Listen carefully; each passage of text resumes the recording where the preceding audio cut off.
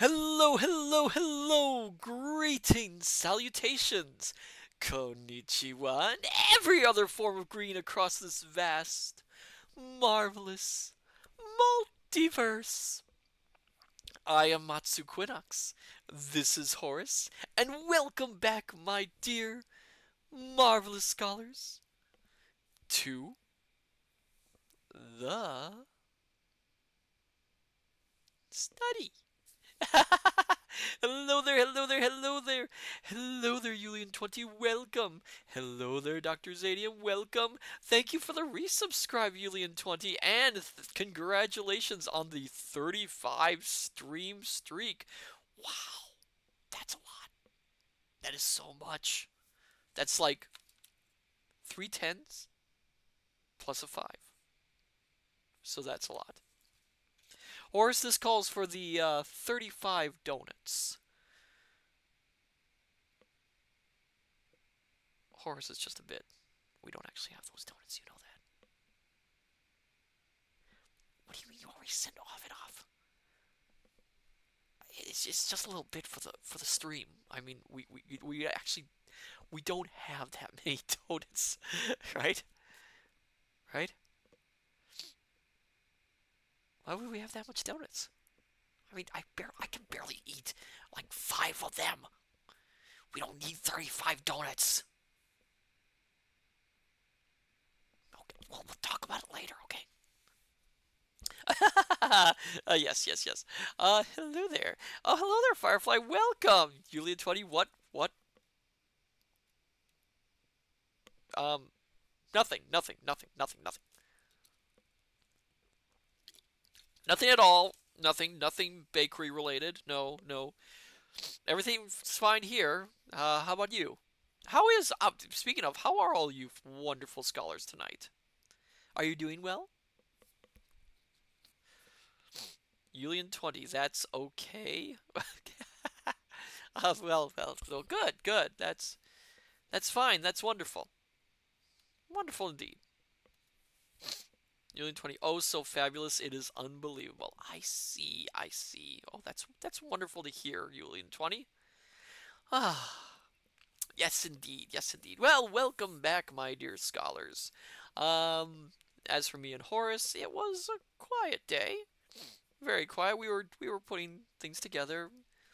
Not much to report on our end. I mean, the study is always here. It's been okay. It's been all right. It's been all right. But I'm glad to hear that you're doing okay, my dear scholars. And always remember, if you're not doing all right, if you're not doing all right or not feeling well, remember the study is always here for you. Private Maverick, it's been good. Well, good. I'm glad to hear that. I like hearing that my dear scholars are doing well. But anyway, I digress. Tonight, my dear scholars, we are back with a new reading stream. And kind of exciting one. We're starting a new novel. Oh dear, I dropped something. What was our last novel? I think our last novel was actually The Merry Adventures of Robin Hood, which went a little bit longer than we expected. It was quite a challenging read, actually. I was kind of surprised. Bit of an endurance read, honestly. I mean, I enjoyed it for the most part, but it was a bit of a read. Firefly, Robin Hood. Yes. I think we read Robin Hood last time.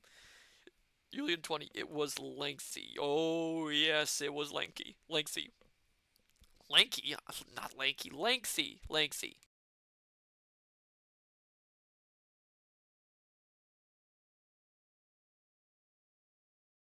Excuse me, my dear scholars. A little bit of dust around here. But tonight we are going to be reading a classic novel from a classic author. Yes, for the first time ever in the study, we are going to be reading some Jules Verne. I'm sure some of you have heard of Jules Verne. For those who didn't, he was a French author from the 19th century who wrote quite a fair amount of novels. Some of them in the science fiction genre, some of them in the adventure genre. Um, Solar Coast testing. I can see you, Solar Coast. I can see you. Oh my goodness. Welcome back. And yes, you are here. And it looks like I'm here. Yes, you are here, Solar Coast. Welcome. We're just talking about the book for tonight. And I had yet not read any Jules Verne for the streams. And I put up a poll on Blue Sky, and you know, I was surprised. So many people wanted to read Jules Verne, and so tonight, my dear scholars, we are going to be reading one of my favorites, Around the World in 80 Days. Yay! I am so excited about this. Oh, this will hopefully be a lot of fun. It is a long book. One thing to keep in mind about Jules Verne is when Jules Verne wrote these novels, um, that he wrote them for magazines. They were serialized. And so he was paid by the word, which meant that a lot of his chapters are incredibly wordy. Solar Coast, Jules Verne is pretty well known for high fantasy. Um, I'm not sure if he ever did. I don't think he ever did fantasy. He did science fiction, what we would call hard science fiction, though. And he did a fair amount of adventure novels, some of which are fairly obscure too. Although I suppose you could call some of his novels fantasy. I mean, maybe Journey to the Center of the Earth, Firefly. That was common back then, though. Oh yes, back in the day, back in the ancient times. You could pick up a magazine and they would have what they were called, what they would have essentially novels by the week. So each week you would pick up a magazine and there would be a new chapter to a book. And once it was finished, it would be published out on the street, usually with some edits or some additions added in. And Around the World in 80 Days was one of those. It was incredibly popular at the time, so much so that people were actually writing into the magazine, offering tips on how the main character could succeed in his journey. And some companies going so far as to offer their own transportation services for the main character. It was incredibly popular. Excuse me. Years later, the very famous woman reporter Nellie Bly actually attempted the trip and attempted to go around the world in 80 days, which she succeeded in. In fact, she beat the book in terms of how long it would take the journey to take, which was amazing. She was actually in a race with another woman reporter, and it's quite an interesting story. Solar Coast, but that solar science fiction was the high fantasy. Let's say, yeah, fair enough. That is true. Firefly, wasn't it short? Yes, she managed to make it work. She managed to get there in a shorter time than the book does. But anyway, so my dear scholars, are we ready to begin our journey around the world in 80 days? And hopefully it doesn't take us that long to read the book.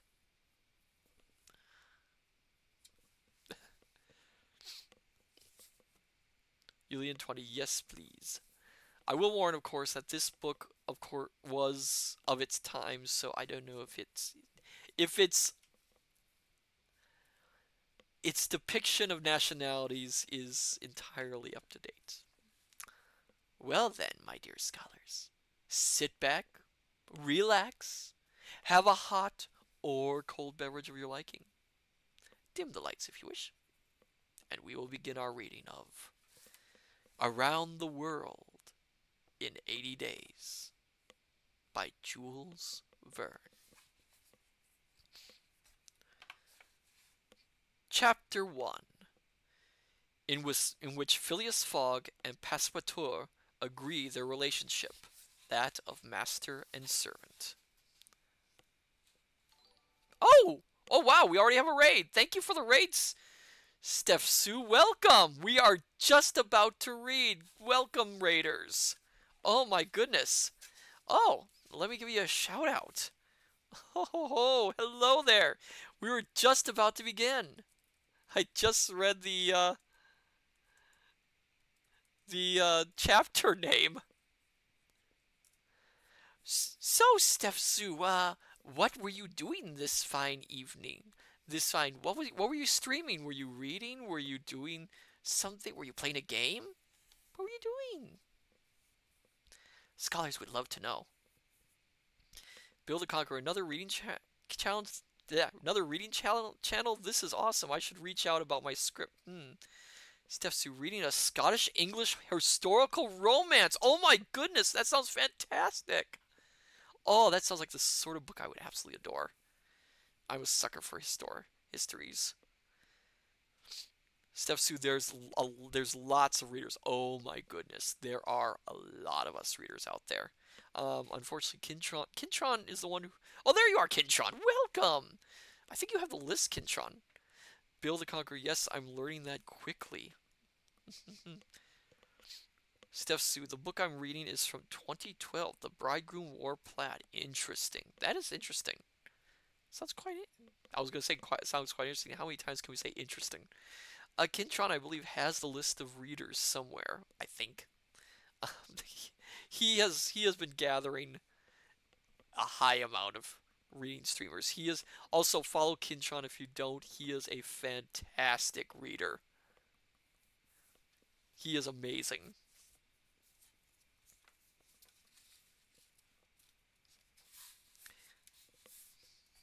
Okay, where was I? I'll reread the chapter beginning. Chapter 1, in which Phileas Fogg and Passepartout agree their relationship, that of master and servant. Steph Sue White Sunset is also a reader. Oh, interesting. I'll have to look into that. You'll hear a lot of coughing from me, unfortunately. In the year 1872, the house of... Oh my goodness, thank you for the follow, Bill the Conqueror. I am Matsu Quinox, interdimensional omniversal librarian, and this is Horace, and we welcome you to the study, Bill the Conqueror. Thank you for the follow. I shall return soon. That is not ominous at all.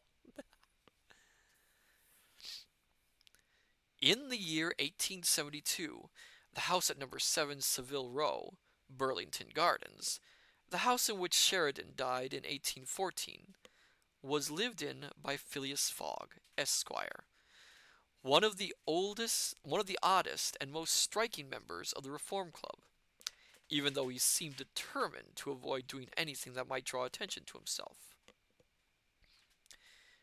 And so one of the nation's most brilliant parliamentary speakers had been replaced by the enigmatic figure of Phileas Fogg, about whom nothing was known, except that he was the most courteous of men, and one of the most handsome gentlemen in English high society. People compared him to Byron, because of his good looks, certainly not because of a limp, but a Byron with a mustache and whiskers, an impassive-looking Byron, who could have lived for 1,000 years without showing the signs of age. Though he was undoubtedly English, Phileas Fogg was not necessarily a Londoner.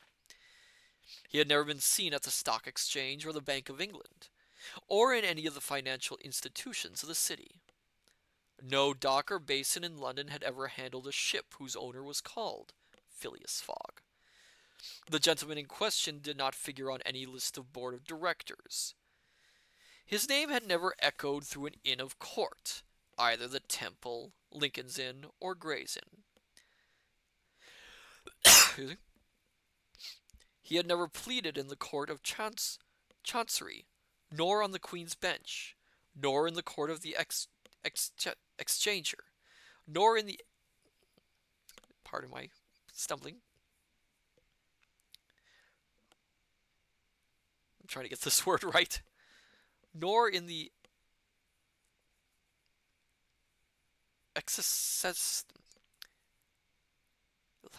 I cannot stumble. I will stumble over these words terribly. Nor in the ecclesiastical court. Excuse me.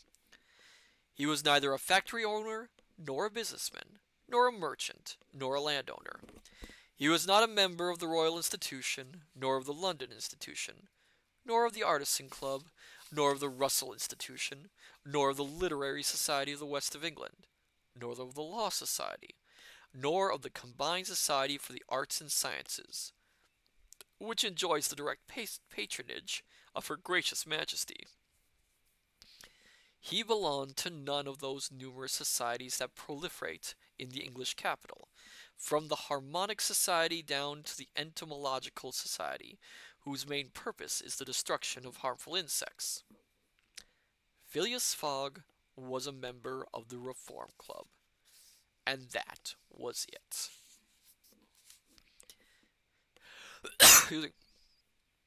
Anyone who may be surprised that a gentleman so shrouded in mystery should belong to this honorable association should realize he had been admitted on the recommendation of Messer Baring Brothers, with whom he had an account.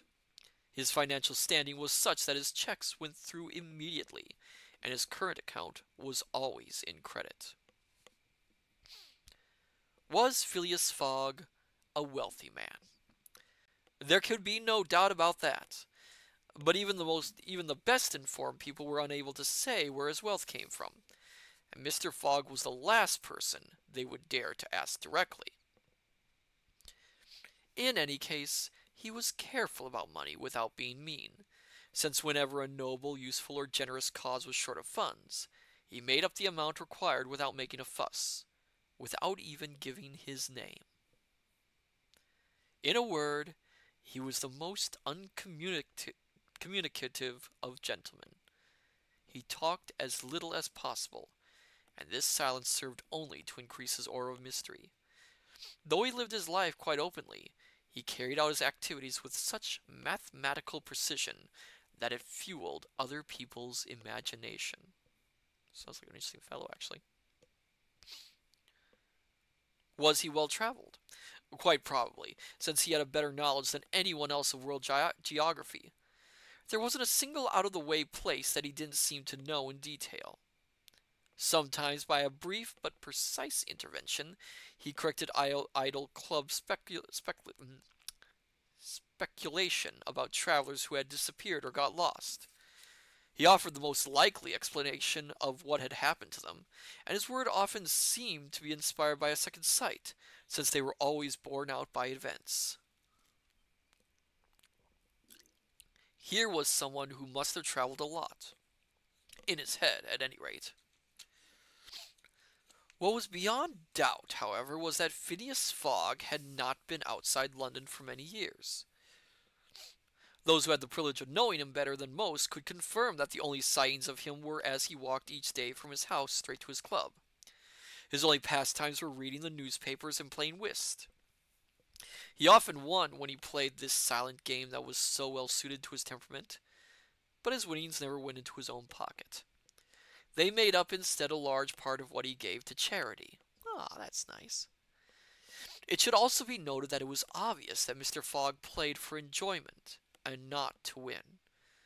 The game of whist was for him a combat, a struggle against difficulty, but a struggle that did not require him to go anywhere, or travel around, or tire himself out, and all that suited his temperament. As far as was known, Phileas Fogg didn't have a wife, or children, something that can happen to the most respectable of people. But he had no relatives or friends either, which is less common. Phileas Fogg lived alone in his house in Savile Row, and never let in visitors. The inside of his house was never mentioned. A single manservant was enough for his needs. He took lunch and dinner at the club like clockwork, always in the same dining room and at the same table. He never entertained his fellow members at table, never invited guests, and went back home only to sleep at exactly midnight, without ever making use of one of the comfortable bedrooms that the Reform Club made available to its members. Out of every 24 hours, He spent 10 in his home, either sleeping or getting himself ready. When he went for a walk, it was always at a carefully measured pace, and in the club's entrance hall, with its inlaid wooden floor, or in the round gallery, above which rose a blue stained glass dome supported by 20 Ionian columns in red porphyry. When he had lunch or dinner, it was the club's kitchens, larder, and pantry in its fish store yeah, and dairy that supplied his table from their delicious reserves. It was the club's servants, solemn-looking figures dressed in black uniforms and wearing soft-soled shoes, who served the meal in special china and on the finest table linen. It was the club's cut glass, made to a one-off design, that held his sherry, his port, or his claret, served with cinnamon and herbs. It was also the club's ice, brought at great expense from the lakes of North America, that kept his drinks chilled to just the right temperature. If this is what it means to be eccentric, then it must be admitted that eccentricity has something to be said for it. Oh, hello there, Zen. Welcome. We are reading the first chapter of Around the World in 80 Days. It's good to see you here.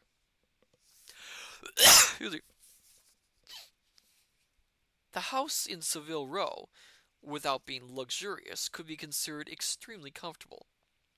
In any case, because the habits of its occupant never varied, serving him was a simple matter. However, Phileas Fogg required his only servant to be extremely punctual and reliable.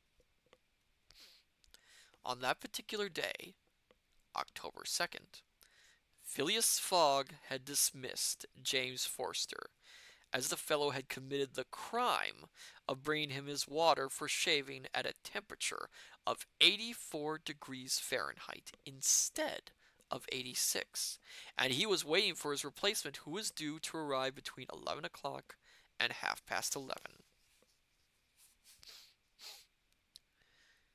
Phileas Fogg, firmly ensconced in his armchair with his feet close together like those of a soldier on parade, with his hands on his knees, his back straight, and his head raised, was watching the hands of the clock move forward. Zen, how many days would it take to go around the library? You mean the study? The study is actually infinite in size, so I don't think you could ever reach the end of it. It literally does not have an end. Private Maverick, boy, is he strict. He is very strict. I would not want to be working for him. Excuse me.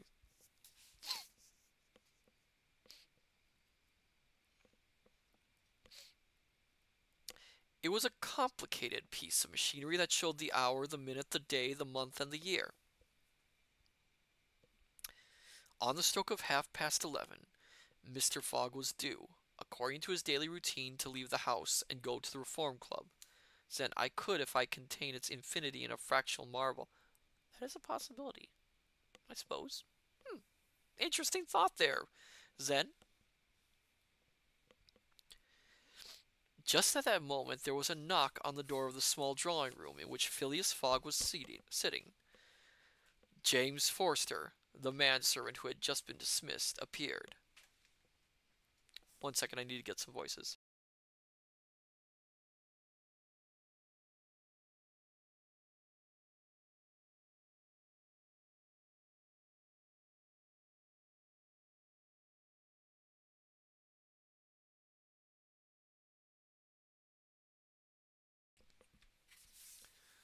Okay. James Forster, the manservant who had just been dismissed, appeared. "The new servant," he said. A man aged about 30 presented himself, and bowed. "You are French, and your name is John?" Phileas Fogg asked him. "John, if you please, sir," replied the new arrival. "John Passepartout, a nickname that has stuck, and that I earned by my natural ability to get myself out of tricky situations. I consider myself to be a decent fellow, sir, but to be quite honest with you, I have had several jobs. I was a traveling singer, a horse rider in a circus, a trapeze artist, and a tightrope walker. Then I became a gymnastics instructor in order to put my talents to more practical use. And more recently, I was a fireman in Paris. I've even been on the scene of some famous fires in my time. But 5 years ago, I left France. And since then, because I wanted to live with a family, I've been a manservant in England. However, when I found myself without a position, and when I learned that Mr. Phileas Fogg was the most precise and most stay-at-home person in the United Kingdom, I came to Sir's house in the hope of being able to lead a quiet life, and put behind me everything associated with Passepartout, even the name. Passepartout suits me, replied the gentleman. Oh, never mind. That's what's his name, Phileas Fogg. Passepartout suits me, replied the gentleman. You have been recommended to me. There. You have been recommended to me. I have good reports of you. Do you know my terms? Yes, sir. Good. What time do you make it? 11:22, replied Passepartout as he took out from the depths of his waistcoat pocket an enormous silver watch. Your watch is slow, said Mr. Fogg. Forgive me, sir, but that is possible. Your watch is 4 minutes slow. It's not important. All that matters is to note the difference in time. So from this moment onwards, 11:29 on the morning of 2nd of October, 1872, you are working for me. With that, Phileas Fogg got to his feet, took his hat in his left hand, put it on his head with the precision of clockwork, and disappeared without saying another word. Passepartout heard the front door close a first time. It was his master going out. Then it closed a second time. It was his predecessor, James Forster, leaving in turn. Passepartout was now alone in the house in Savile Row. I can't remember what Passepartout means. Give me 1 second. I gotta look it up in the notes here.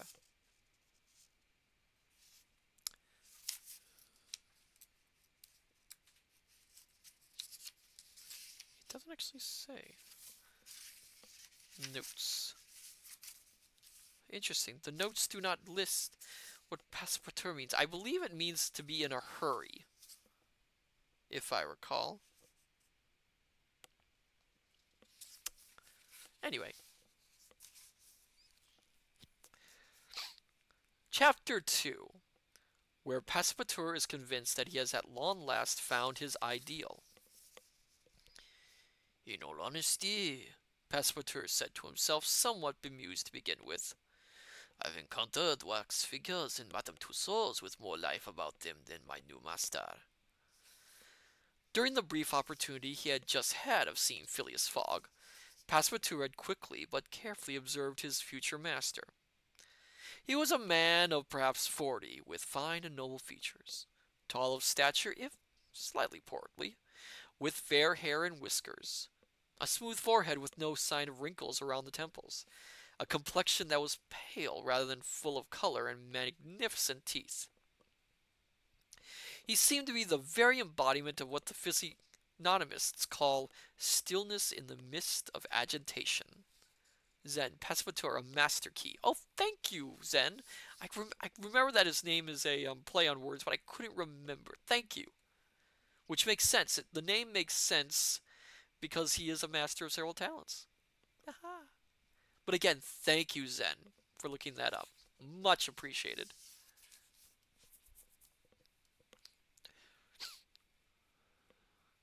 A quality common to all those who prefer action to words.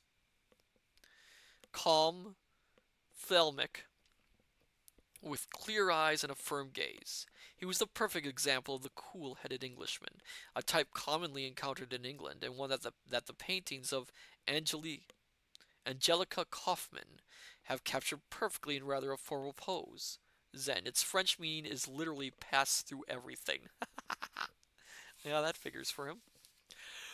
Excuse me. Give me 1 second. I'm going to get a little bit of drink of water. There we are.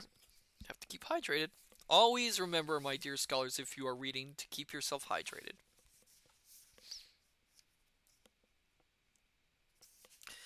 As he went about his daily business, the gentleman gave the impression of something perfectly calibrated and finely balanced, like a chronometer made by a master craftsman. Phileas Fogg was indeed the paragon of precision, as could be seen from the expressiveness of his feet and hands, since in human beings as well as in animals, the limbs are themselves a means of expressing feelings. Phileas Fogg was a person of mathematical preciseness, someone who has never rushed but always ready, always economical in his movements. He never took an unnecessary stride and always chose the shortest route. He never allowed himself to be distracted. He was careful never to make a superfluous gesture. He had never been known to be upset or disturbed. He was the least hurried person in the world, but he always arrived on time. However, it is easy to understand why he lived alone and without any social relationships. He knew that everyday life involved social contact, and because such contact took up time, he chose to live without it. That's an interesting. I wonder what people would what what what people would think of a person like Phileas Fogg nowadays. He certainly seems to be of a different mindset. Let's put it that way. As for As for John, who was known as Passepartout, he was a Parisian through and through. During the 5 years he had spent in England working as a manservant in London, he had looked in vain for a master who he could devote himself to. Passepartout was not one of those cheeky or scheming servants who strut about trying to be clever and cocky. On the contrary, he was a good chap with a friendly face, and prominent lips that were made for eating, drinking, and kissing. He was a kind and helpful soul, with just the type of roundish head that you'd like to see on a friend's shoulders. He had blue eyes, a bright complexion, a plump face, and puffy cheeks, a broad chest, a thick waist, powerful muscles, and an immense strength, further developed by plenty of exercise during his youth. His brown hair was rather unruly. If the sculptors of antiquity knew 18 different ways of arranging Minerva's tresses, Passepartout knew only one way of doing his hair, dragging a comb through it 3 times. Whether someone of his extrovert nature would get on with a person like Phileas Fogg was too early to say. Would Passepartout be the sort of servant, precise as clockwork, that his master needed? Only time would tell. After having had an adventurous youth, as has been seen, all he wanted was a quiet life. Having heard people sing the praises of the methodical nature of the English and the proverbial coldness of their gentlemen, he had come to England in search of fortune. He had not been able to settle down but so far luck had not been on his side. He had not been able to settle down anywhere. He had worked in 10 different households. In every one, the people had been temperamental or unpredictable, eager to seek out adventure or explore other countries, something that no longer suited Passepartout. His most recent master, the young Lord Lonsferry, a member of Parliament, regularly needed to be helped back home by policemen after his late nights out on the town. Since what Passepartout wanted most was a master he could look up to, he ventured some police observations, but they were not appreciated, and so he left.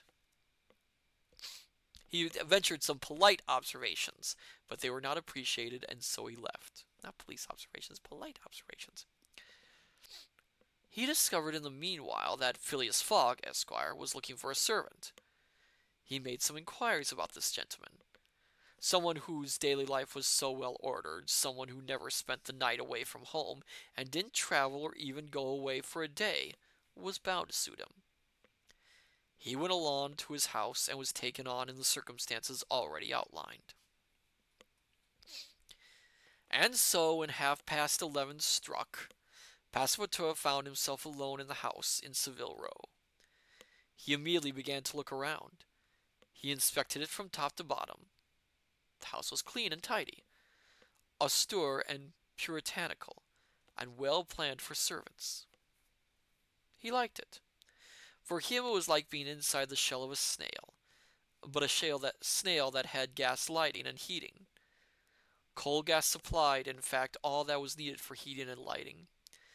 Passepartout had no difficulty in finding the second-floor bedroom that was to be his. It pleased him. Electrical bells and speaking tubes made it possible to communicate with the suites of rooms on the ground and first floors. On the mantelpiece, an electric clock matched the clock in Phileas Fogg's bedroom, and both instruments showed exactly the same time, down to the last second.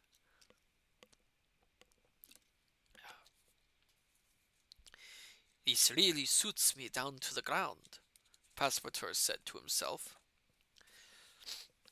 He also noticed in the bedroom a piece of paper above the clock. It set out the daily routine for domestic service. It contained, from 8 o'clock in the morning, the set time when Phileas Fogg got up, until 11:30, the time when he left for lunch in the Reform Club. All the details of domestic service. Tea and toast at 8:23, water for shaving at 9:37, doing the master's hair at 20 to 10, etc. Then, from 11:30 in the morning until midnight, the time when this methodically minded gentleman went to bed, everything was written down, planned out, and taken care of. Passepartout was overjoyed to contemplate this timetable and to commit every detail to memory. As for the gentleman's wardrobe, it was very extensive and carefully thought out. Each pair of trousers, each jacket or waistcoat carried a roll number that was also recorded in a logbook, showing the date when the items of clothing, according to the time of year, were to be worn in rotation. The same system applied to the shoes. In a word, this house in Savile Row, which must have been a monument to disorder in the time of the famous but dissolute Sheridan, was comfortably furnished. A sure sign of considerable wealth. Mr. Fogg didn't have a library or books. Oh, come on, really? Oh, now I can't stand Fogg. I mean, who does not have a library or books in their home? Really? Really? That is just beyond belief, my dear scholars.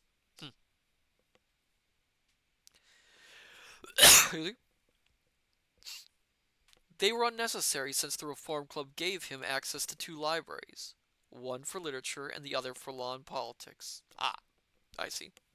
Still, he should have a few books. In the bedroom there was a medium-sized safe, built to withstand both fire and theft. There were no firearms in the house, no hunting guns or weapons of war. Everything indicated peaceful pursuits. After examining the residence in detail, Passepartout rubbed his hands in glee. His broad face was beaming, and he repeated joyfully, "This suits me down to the ground. It's just what I wanted. Mr. Fogg and I will get on famously. A home-loving and well-ordered man, someone who functions like clockwork. Well, I'm not sorry in the least to be working for someone who functions like clockwork." I'm trying to get a good accent for Passepartout. It's very hard.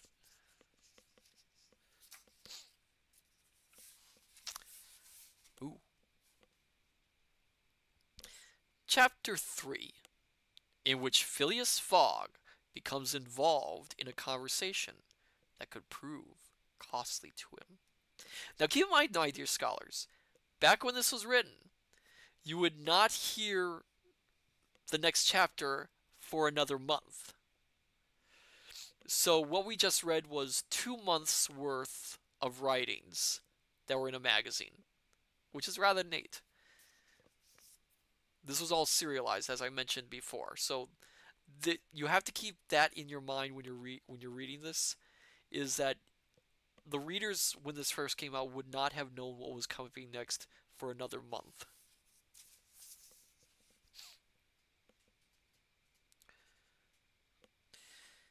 Phileas Fogg had left his home in Savile Row at 11:30, and after putting his right foot in front of his left foot 575 times, and his left foot in front of his right foot 576 times, he reached the Reform Club, a huge building in Pall Mall that had cost no less than £120,000 to construct. Phileas Fogg went immediately to the dining room, with its 9 windows opening on to an attractive garden with trees that had already turned an autumn brown. There he sat down at his usual table where his place was already set. His lunch consisted of a starter, followed by poached fish served with a first-rate reading sauce, a blood-red steak accompanied by mushroom ketchup. Ooh, that actually sounds good. A rhubarb and gooseberry pie, and a slice of Cheshire cheese, all of which was washed down by several cups of tea in excellent variety that had been specially picked for the pantry of the Reform Club.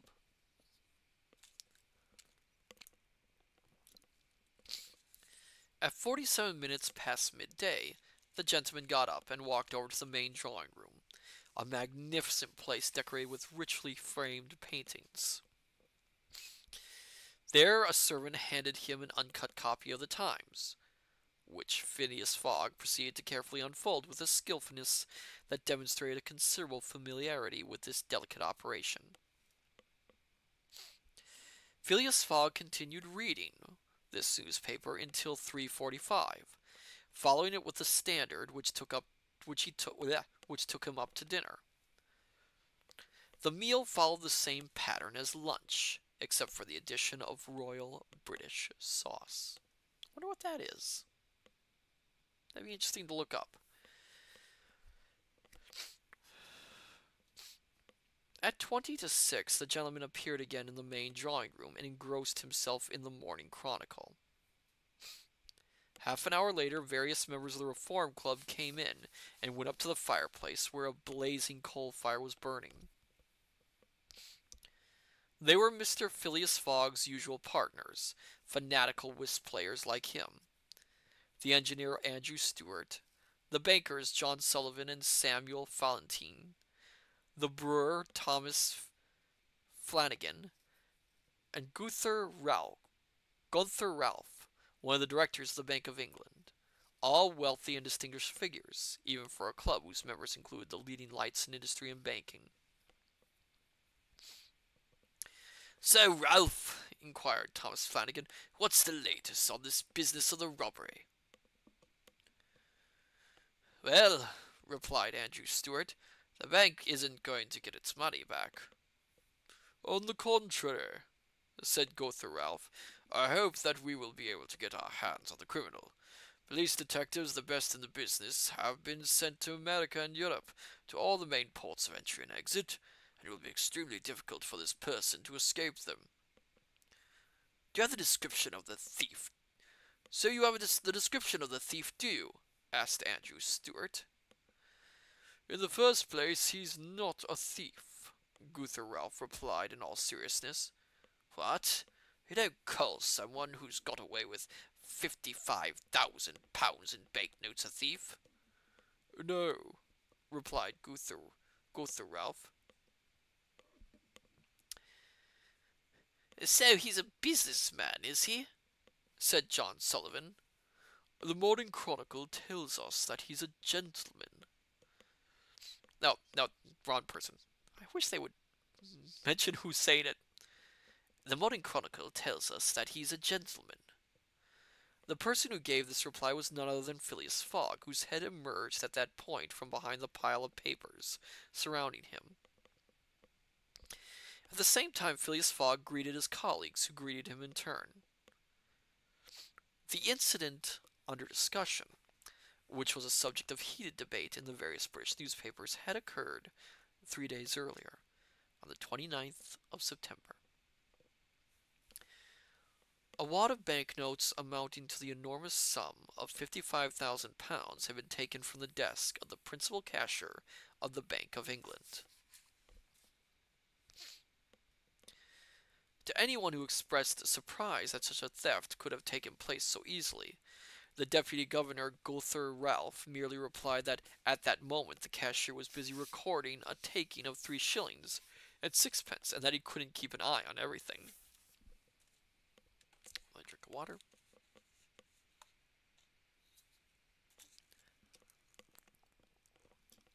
Oh my goodness. But it should be pointed out here, and this makes what happens somewhat easier to explain, that this admirable institution called the Bank of England seems to be extremely concerned for the dignity of the public. There are no guards, no former soldiers, no grills. Gold, silver, and banknotes are on open display at the mercy, so to speak, of all comers. It would be unthinkable to question the honesty of any member of the public. One of the keenest observers of English society even recounts the following anecdote. One day, when he happened to be in one of the rooms of the bank, he was eager to have a close-up view of a gold ingot, weighing between 7 and 8 pounds, which was lying on the cashier's desk for all to see. He picked up the ingot, examined it, handed it to the person next to him, who in turn passed it on, the result being that the gold bar went down to the end of the dark corridor, only to come back to its original place half an hour later, without the cashier even looking up.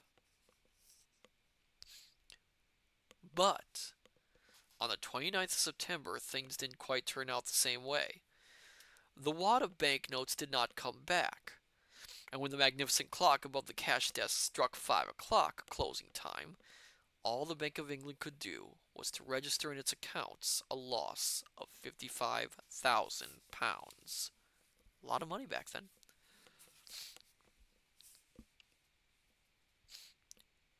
Once the theft had been duly reported, police detectives, the pick of the profession, were dispatched to the main ports: Liverpool, Glasgow, Le Havre, Suez, Brindisi, and New York, with the promise of a reward of 2,000 plus 5% of the amount recovered if they were successful. Solar Coast, time for me to sign off for the night. Good night, everyone. Oh, thank you for coming, Solar Coast, and I hope you have a good night then.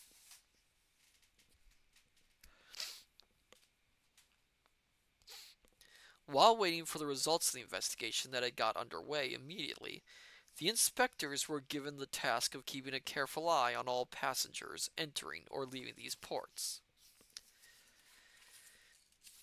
As it happened, just as the Morning Chronicle claimed, there was reason to believe that the person responsible for the theft was not a member of the criminal fraternity.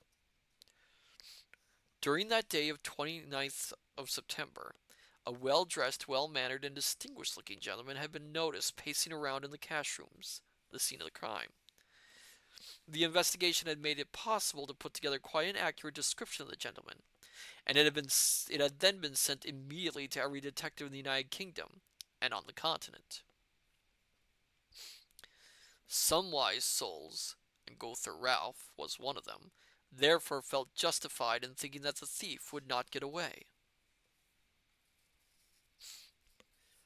As can well be imagined, this incident was on everyone's lips in London and the whole country. It was the subject of heated debate, with differing opinions on the chances of success for the Metropolitan Police. It should come as no surprise then to hear that the members of the Reform Club discussing the same issue, especially as one of the bank's deputy governors was among their number. The highly respected Gother Ralph had no intention of doubting the success of the police investigation, since he considered that the reward on offer should act as a considerable incentive on the energy and competence of the police.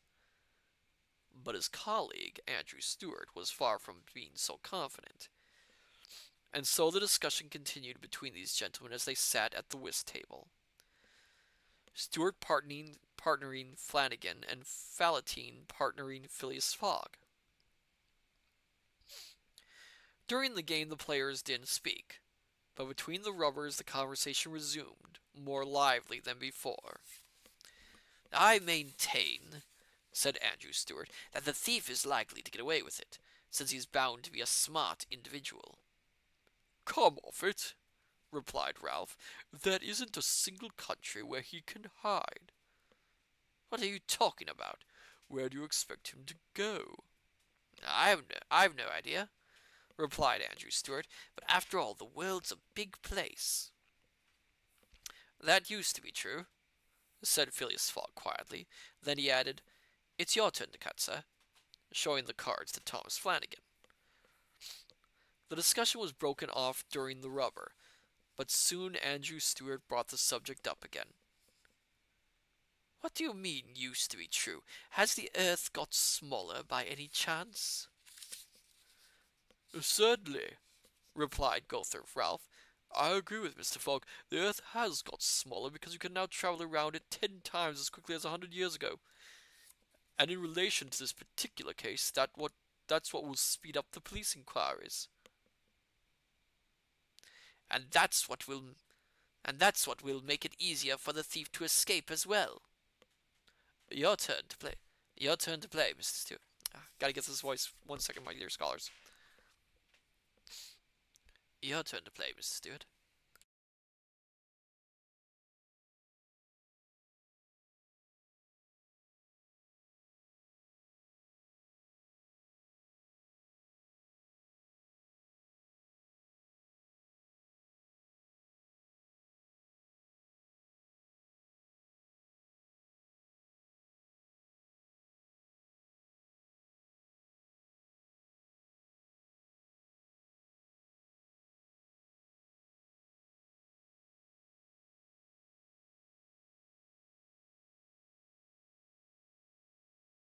Oh, sorry about that. Oh my goodness, there we go. Where did I leave off? Well, I'll go back to the top of the page. Oh my goodness, I'm sorry, my dear scholars. Certainly, replied Gotthard Ralph. I agree with Mr. Fogg. The earth has got smaller because you can now travel around it 10 times as quickly as 100 years ago. And in relation to this particular case, that's what will speed up the police inquiries. And that's what will make it easier for the thief to escape as well. Your turn to play, Mr. Stewart, said Phileas Fogg. But the skeptical Stewart was not convinced, and when the game was over, he added, I must admit, Ralph, that you've got a funny way of saying that the world has become smaller, just because you can now go round the world in 3 months. In a mere 80 days, said Phileas Fogg. Quite right, dear sirs, added John Sullivan. 80 days since the opening of the section between Rothal and Allahabad on the Indian Peninsula Railway. This is how the Morning Chronicle worked it out. From London to Suez via the Monte Sinus Tunnel and Birditsi by railway and steamship, 7 days. From Suez to Bombay by steamship, 13 days. From Bombay to Calcutta by railway, 3 days. From Calcutta to Kon by steamship, 13 days. From Hong Kong to Yokohama, Japan, by steamship, 6 days. From Yokohama to San Francisco by steamship, 22 days. From San Francisco to New York by railroad, 7 days. From New York to London by steamship and railway, 9 days. Total 80 days. Yes, 80 days, exclaimed Andrew Stuart, accidentally trumping a winning card. But that doesn't take account of bad weather, adverse winds, shipwrecks, derailments, etc. It does include them, replied Phileas Fogg, while continuing to play, because by now the whist was taking second place in the discussion. Even if the natives of India or North America take up the rails? Exclaimed Andrew Stuart. Even if they stop the trains, ransack the wagons, and scalp the travellers? Again, this was written in the 1800s, my dear scholars, so yeah. Oh, including all that, replied Phileas Fogg, laying out his hands and adding, 2 winning trumps. Andrew Stuart, whose turn it was to deal, picked up the cards and said, In theory, you are right, Mr. Fogg, but in practice... in practice too, Mr. Stuart. I'd like to see you prove it. That depends only on you. Let's do it together. Heaven forbid! Exclaimed Stuart, but I'm quite prepared to bet £4,000 that such a journey undertaken in these circumstances is impossible. Oh, quite possible, on the contrary, replied Mr. Fogg. We'll try it, then. To go round the world in 80 days? Yes, I'm quite prepared to. When? Oh, straight away. This is madness, exclaimed Andrew Stewart, who was beginning to get annoyed at his partner's persistence. Come on, let's get back to the game. Oh, deal the cards again, then, replied Phileas Fogg, because there's been a misdeal. Andrew Stewart's hands trembled as he took back the cards, and then he suddenly put them down on the table, saying, Well, all right, Mr. Fogg, all right. I'll bet £4,000. My dear Stewart, said Fallottine, calm down. You must be joking. When I talk about betting, replied Andrew Stewart, I'm never joking. I'll accept it, said Mr. Fogg. Then he turned toward his colleagues.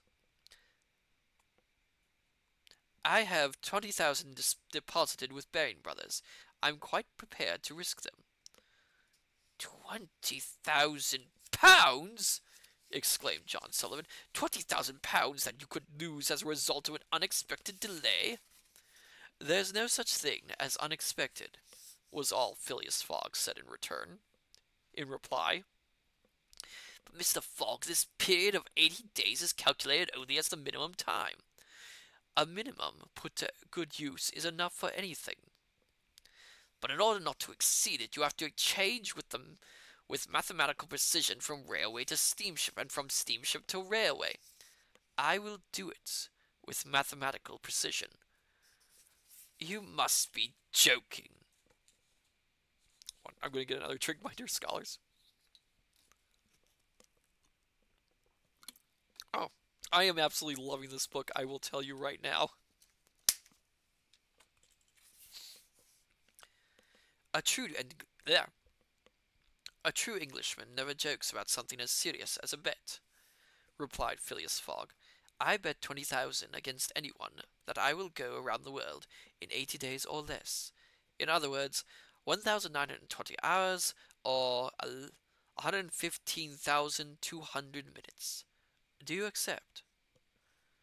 We do, replied Messrs. Stewart, Fallottine, Sullivan, Flanagan, and Ralph, after agreeing among themselves. Good, said Mr. Fogg. The Dover train leaves at 8:45. I shall be on it. On it tonight? Yes, tonight, replied Phileas Fogg.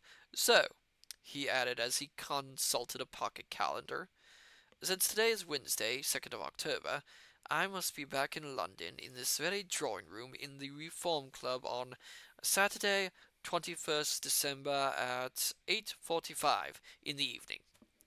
Otherwise, the £20,000 now in my account with Baring Brothers will legally be yours to share. Here's a cheque for the same amount. The terms of the bet were drawn up and signed on the spot by the 6 parties concerned. Phileas Fogg remained calm and collected. He had certainly not made the bet in order to win money, and had only committed these £20,000, half of his fortune, because he expected to have to spend the other half on carrying out this difficult, not to say impossible, mission. His opponents, for their part, seemed uncomfortable, not because of the amount of money at stake, but because they felt embarrassed about the one-sidedness of the arrangement. 7 o'clock then struck. They offered Mr. Fogg the possibility of stopping the game to enable him to prepare his departure. I'm always ready, replied the impassive gentleman, and handed out the cards. He said, Diamonds are trumps. Your turn, Mr. Stewart. Yeah, I am loving this book so far. Oh my goodness. The way it's written is so easy to read, too. Well, let's see how Passepartout reacts to this news. You remember that he was looking forward to having a quiet life, just staying at that house. Chapter 4, in which Phileas Fogg takes his servant Passepartout completely by surprise. At 7:25, after winning about 20 guineas at whist, Phileas Fogg said goodbye to his distinguished colleagues and left the Reform Club. At 7:50 he opened the door of his house and went inside.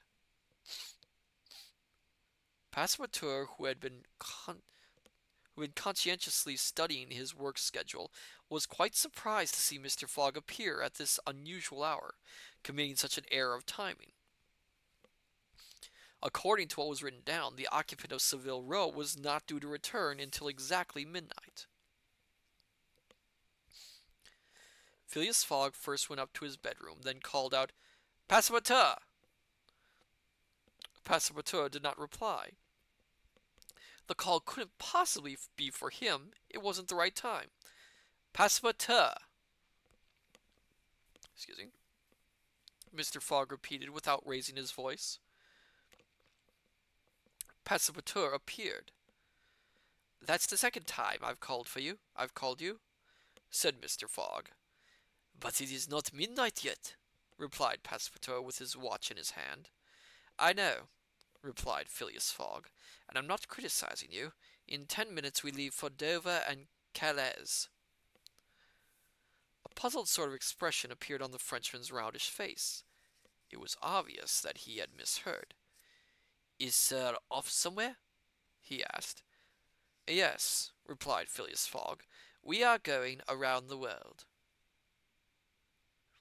With his staring eyes, raised eyelids and eyebrows, limp arms, and slumped body, Passepartout at that moment displayed all the symptoms of surprise, bordering on stupefaction. "Around the world?" he muttered. "In 80 days," replied Mr. Fogg, "so we don't have a moment to spare." "But what about the suitcases?" said Passepartout, whose head was rocking involuntarily from right to left. "No suitcases, just an overnight bag. In it 2 woolen shirts and 3 pairs of socks. The same for you. We can buy things on the journey. Bring down my raincoat and my travel rug. Get some sturdy shoes. In any case, we won't be doing a lot of walking. Off you go." Passepartout would have liked to respond. He was unable to do so. He left Mr. Fogg's bedroom, went up to his own, and collapsed into a chair. Lapsing into a colloquialism, he said to himself, "Well, that takes the biscuit, just when I was looking forward to a quiet life." And so, like an automaton, he got ready to leave. Around the world in 80 days? Was he dealing with a madman? No, it was a joke. They were going to Dover. Fair enough. To Calais? Fine. After all, that was nothing for the dear fellow to get upset about when he hadn't set foot in France for 5 years. Perhaps they would get as far as Paris, and to be honest, he would be pleased to see the great capital city again. But certainly a gentleman who was so careful not to take one step too many would go no further than that. Yes, that was it, quite properly. But it was also a fact that this gentleman, who up to then had been so much of a stay-at-home, was about to set off, to get on the move. At 8 o'clock, Passepartout had prepared the smallish bag containing his and his master's clothes. Then, still feeling at a loss, he left his room, carefully closed the door, and rejoined Mr. Fogg. Mr. Fogg was ready. He was carrying under his arm Bradshaw's Continental Railway Steam Transit and General Guide, which was to give him all the information needed for his journey. He took the bag from Passepartout, opened it, and slipped into it a thick wad of those splendid banknotes that are legal tender all over the world.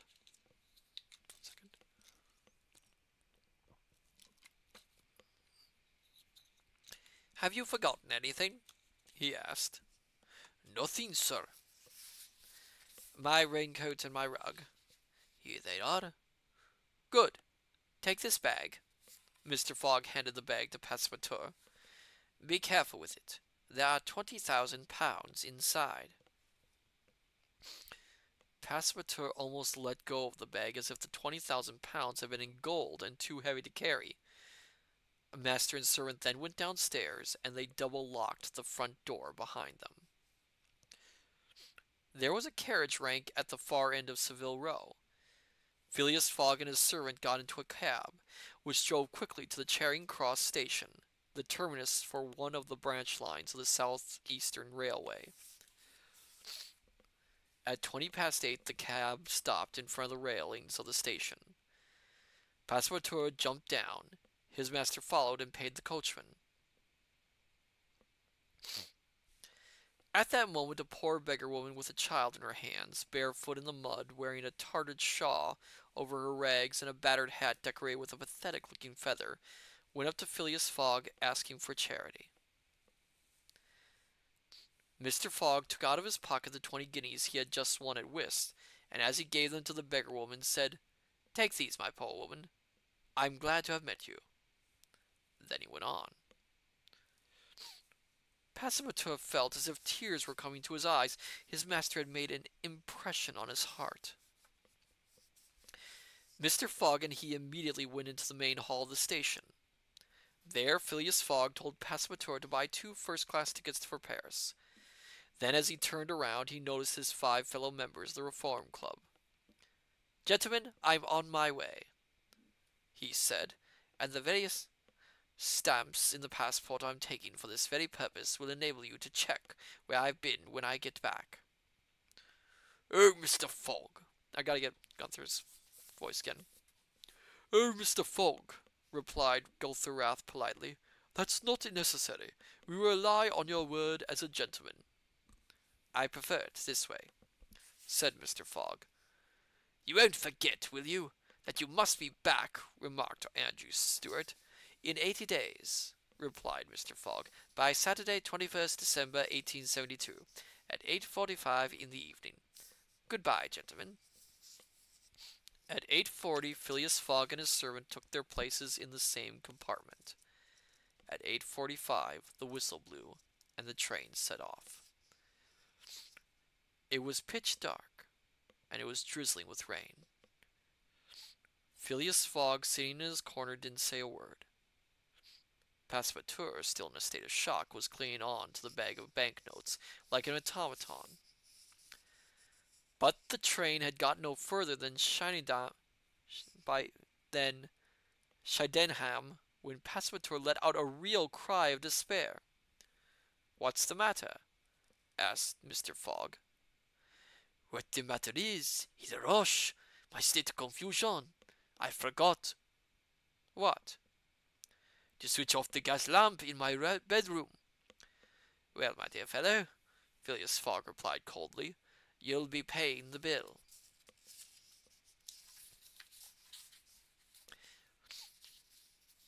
I will note I have watched one of the film versions of Around the World in 80 Days, which was the 1952 version, which actually won an Academy Award. And I will note that the beginning of the film is quite close to the beginning of this novel, right down to that line.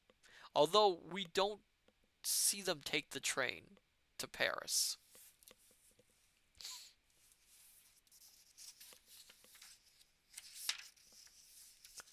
It's a delightful film, by the way. I actually quite highly recommend it. One of my favorites. It's one of the reasons actually I chose this book, because I do adore the film, and I was hoping the book was just as good. And this is so far I'm really enjoying this book so far. I hope you're enjoying it as well, my dear scholars. Another drink of water.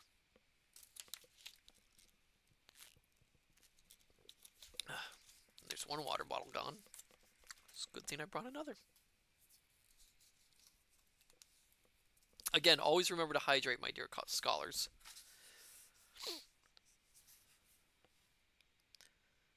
Chapter 5, in which a new type of share appears on the London market. Zen, can't go wrong with Verne. Yeah, that is true. You can't go wrong with him. He wrote a very diverse set of books. If you look at the list of the books he wrote, not all of them were adventure novels or science fiction. He did quite a few genres. Though the books are in the public domain, you have to be very, very, very careful on what versions you find. The ones on Project Gutenberg, while they're good, are considered some of the poorer translations.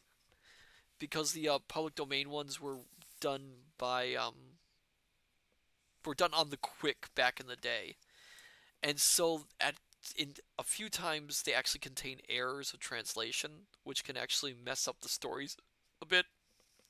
So it's always a good idea to look for books with a decent translation to them. I believe the ones with the best translation are actually the most expensive ones too. Anyway, Chapter 5, in which a new type of share appears on the London market.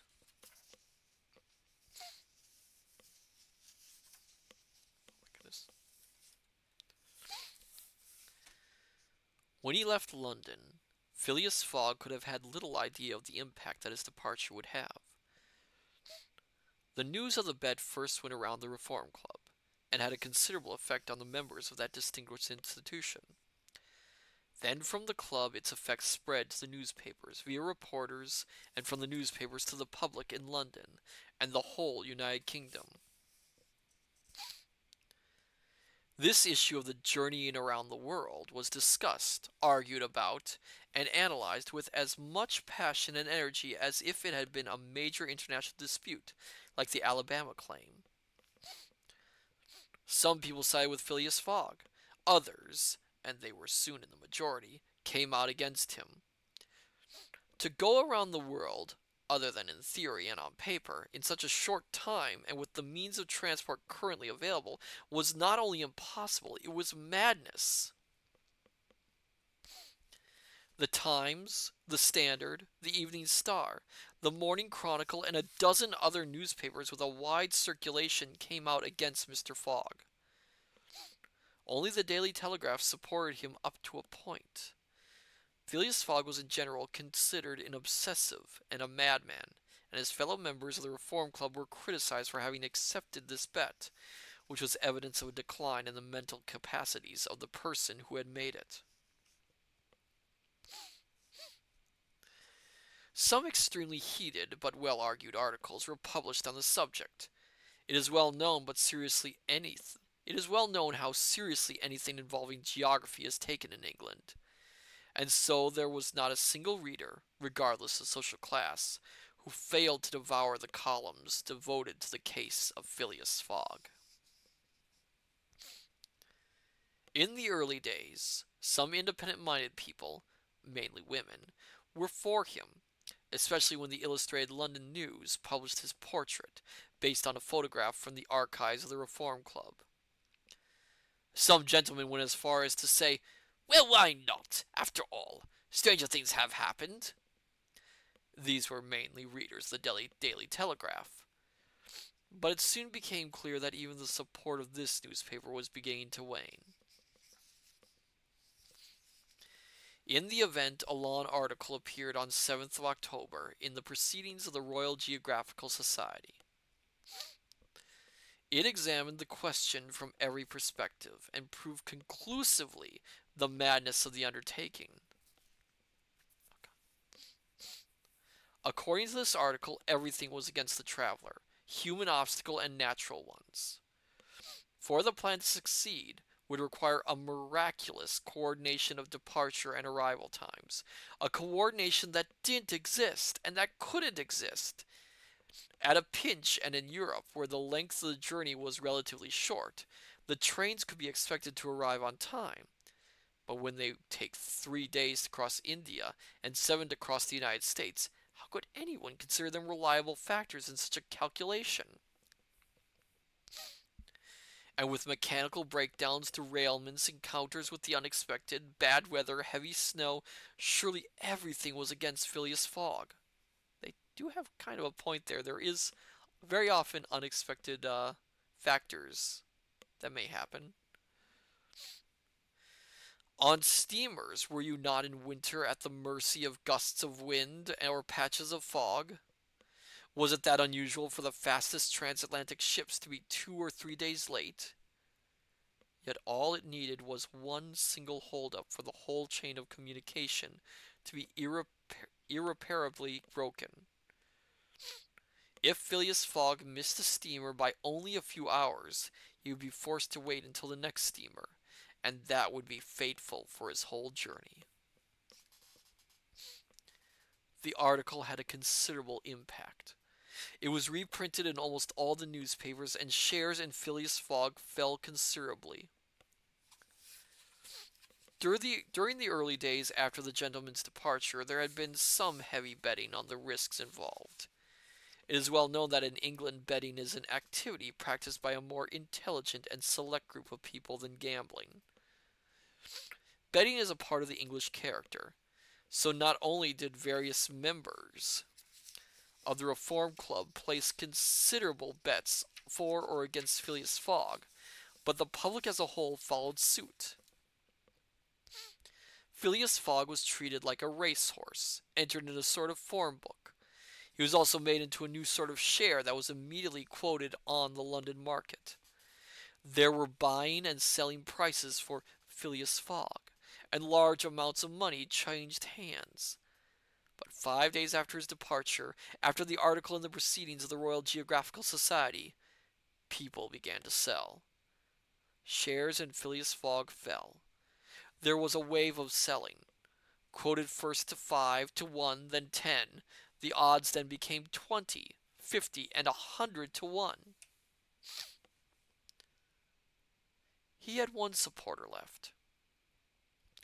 This was the elderly, paralyzed Lord Albemarle. The noble sir, confined to a wheelchair, would have given his whole fortune to go around the world, even if it took him 10 years. So he was the one who bet £5,000 on Phileas Fogg. And when people showed him not only how foolish the plan was, but also how pointless, he merely replied, "If it can be done at all, then it's only right that an Englishman should be the first to do it." This then was the situation. The supporters of Phileas Fogg were becoming fewer and fewer. Everyone, and not without reason, were turning against him. The odd was now 150 200 to 1. Oh, congratulations on getting first, Steph Sue, and thank you for the hydrate. I was surprised no one claimed first. Oh my goodness. Thank you for the hydrate, I needed it. Yes, Steph Sue, I'm surprised no one took it. That was surprising. So, Zen. So, fun fact, I have a copy of Around the World in 8 Days, but it's not by Verne. It's by Michael Palin of Monty Python fame. It's a written account record of his travels for the TV series of the same name, in which he tries to replicate Fogg's journey using travel methods that only existed in 1872, same as when the book takes place. Yes, I had heard of that series. In fact, I think I saw one episode of it. It was fantastic. Union 20, usually do, but wanted someone else to do it. Zen, and that book is autographed by Palin himself. Oh, that is amazing, Zen. You are so lucky to own that. That is fantastic. 20. Oh, lucky you. Yes, lucky Zen. I'm a little jealous. The odds were now 150 200 to 1. Then 7 days after he had left, something quite unexpected resulted in no odds being given at all. What happened was that during that day, at 9 o'clock in the evening, the Commissioner of Metropolitan Police had received the following telegraph message. To Rowan, Commissioner, Police Headquarters, Scotland Yard, London. From Fix, Detective Inspector Suez. Trailing bank robber Phileas Fogg. Send arrest warrant without delay. Bombay, British India.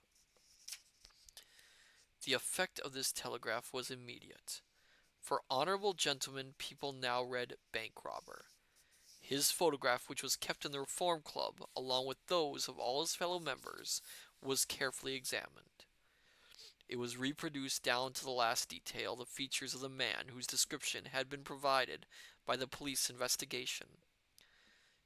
Police remembered how secretive an existence Phileas Fogg led, how solitary he was, how sudden his departure had been, and it seemed obvious that by inventing this story of a journey around the world, and then backing it up with an absurd bet, this individual had acted with the sole intention of putting the British police force off his scent. Ooh. Oh dear. Wonder if that's true.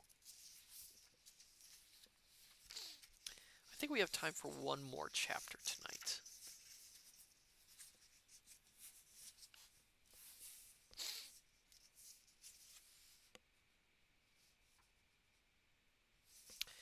Chapter 6, in which the detective Fix shows a quite understandable impatience.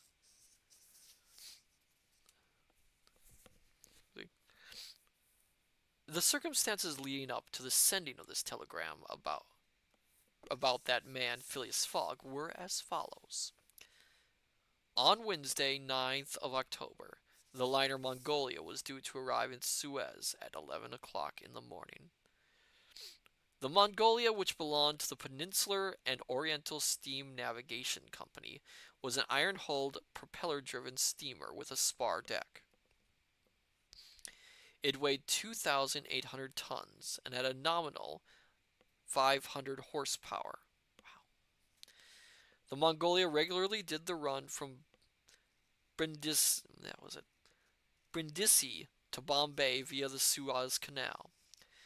It was one of the company's fastest vessels, and it had always exceeded its scheduled speed, namely 10 miles per hour, between Brindisi and Suez, and 9.53 miles per hour between Suez and Bombay.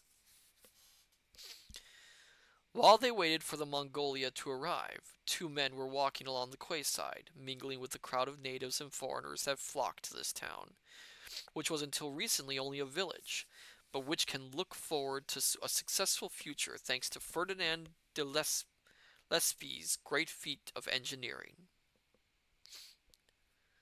Of these two men was the United Kingdom consul based in Suez, who, despite the pessimistic forecasts of the British government and the bleak predictions of Stephenson, the famous engineer, saw British ships going through the canal every day, thereby reducing by half the journey from England to India, compared to the old route via the Cape of Good Hope. The other was a small, skinny man, quite intelligent looking, but nervous, with an almost permanent frown on his face. His long eyelashes concealed a piercing gaze, but one that could soften at will. At that particular moment he was showing signs of some impatience, pacing up and down, unable to stay still. This man was called Fix, and he was one of those English detectives or policemen who had been sent to various ports after the discovery of the theft of the Bank of England. Fix was supposed to keep a careful watch on passengers traveling via Suez, and if one of them aroused his suspicions, to stay on his track until he received an arrest warrant. You can guess why he's called Fix then in the book. Excuse me. As it happened, 2 days previously, Fix had received the description of the suspected thief from the head of the Metropolitan Police. It was a description of that distinguished, well-dressed gentleman who had been seen in the cash room in the Bank of England. The detective, obviously spurred on by the prospect of a large reward for a successful arrest, was therefore waiting for the Mongolia to arrive with understandable impatience.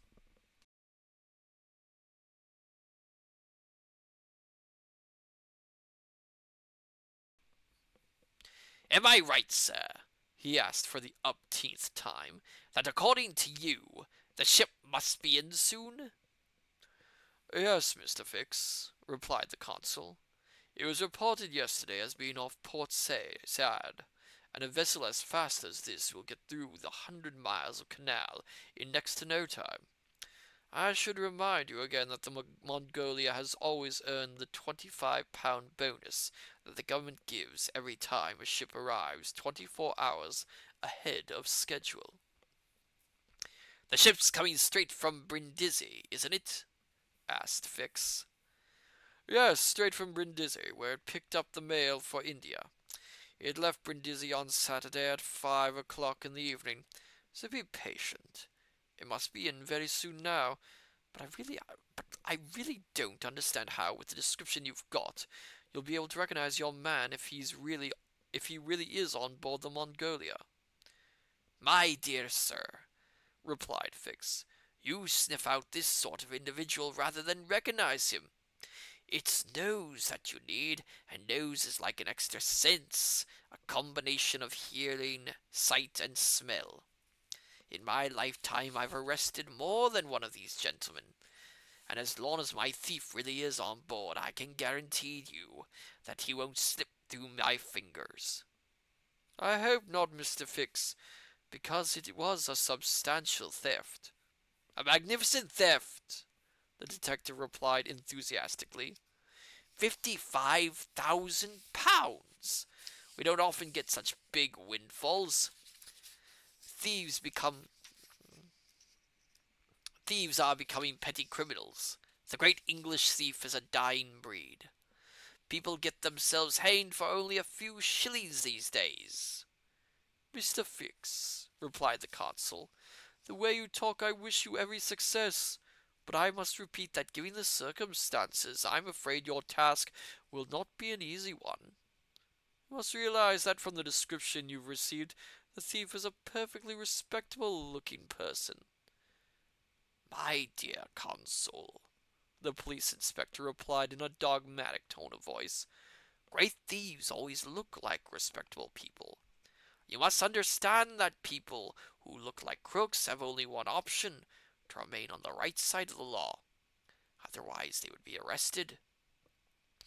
It's the honest-looking faces you have to examine closely. A difficult task, I admit, and one that makes this not just a job, but an art. It is clear that the aforesaid Fix had a strong sense of his own importance. Meanwhile, the quayside was gradually getting busy. Sailors of different nationalities, shopkeepers, brokers, porters, and fellahs were flooding in. The liner was obviously about to arrive. The weather was fairly good, but the air was chilly because of an easterly wind. Some minarets stood out above the town in the pale sunshine. Towards the south, a jetty about 2,000 meters long struck out like an arm into the harbor of Suez. Several fishing boats or coastal vessels moved across the surface of the Red Sea, some of them still having the elegant outline of an ancient galley. As he made his way through this crowd, Fix ran a rapid eye over the passers-by out of sheer professional habit. By now it was 10:30. But this liner doesn't look as if it's going to arrive, he exclaimed as he heard the harbor clock strike. It can't be far away, replied the consul.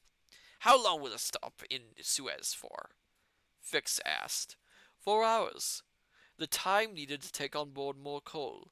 From Suez to Aden, at the far end of the Red Sea, it's 1,310 nautical miles, so it needs to have a fresh supply of fuel.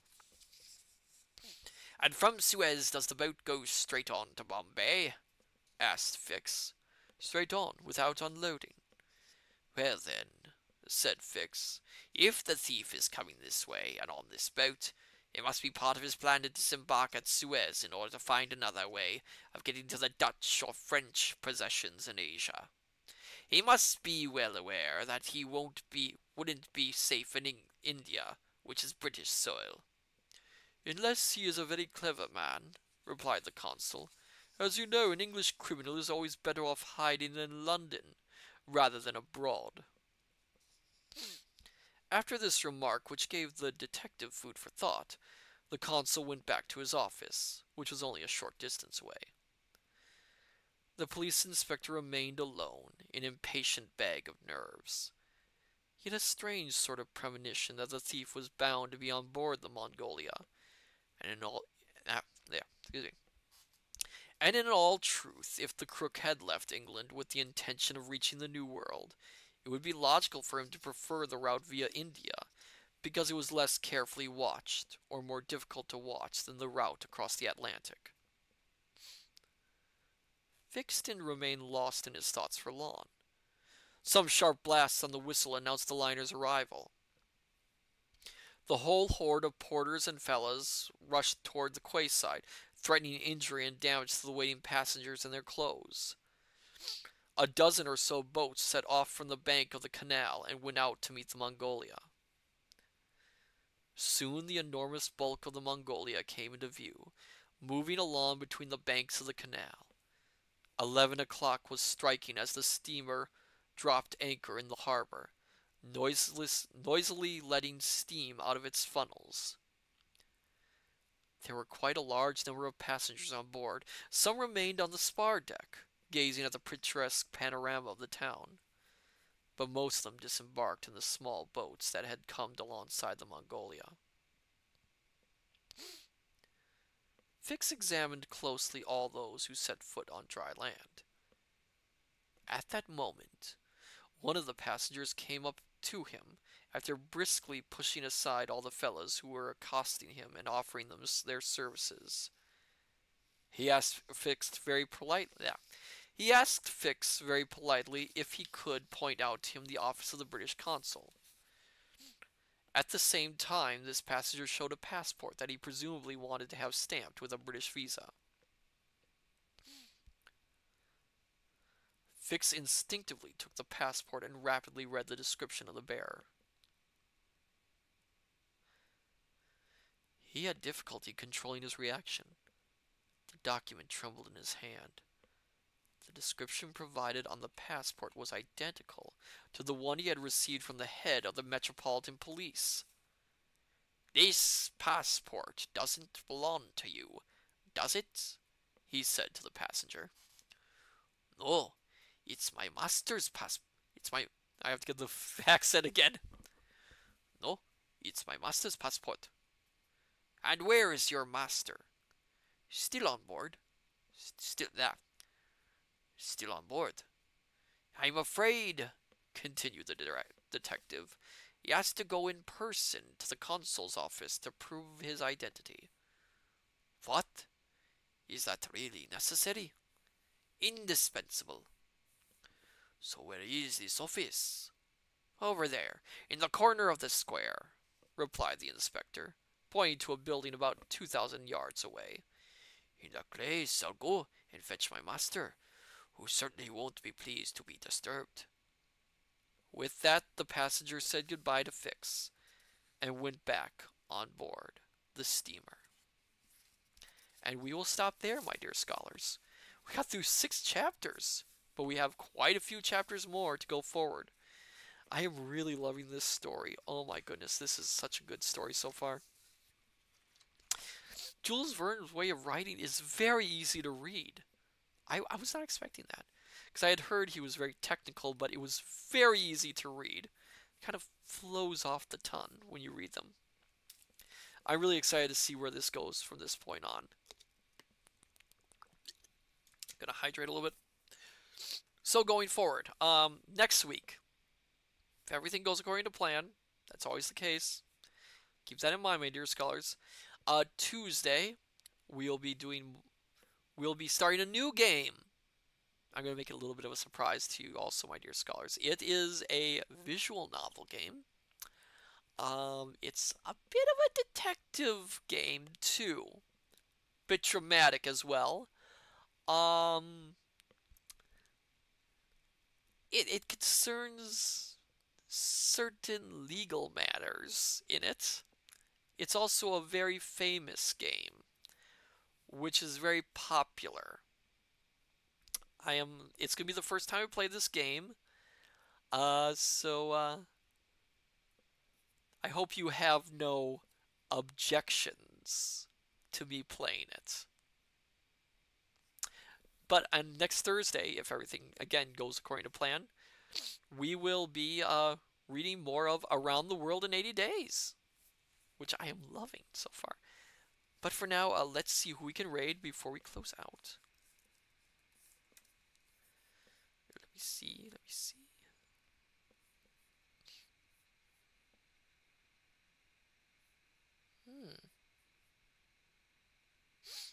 Let's see. Um. Oh, we got a fair amount of choices. Do we want a reading stream? Oh, um.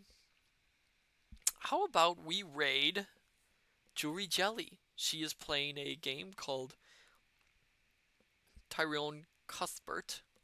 She's a good friend of the study, so let's give her a visit.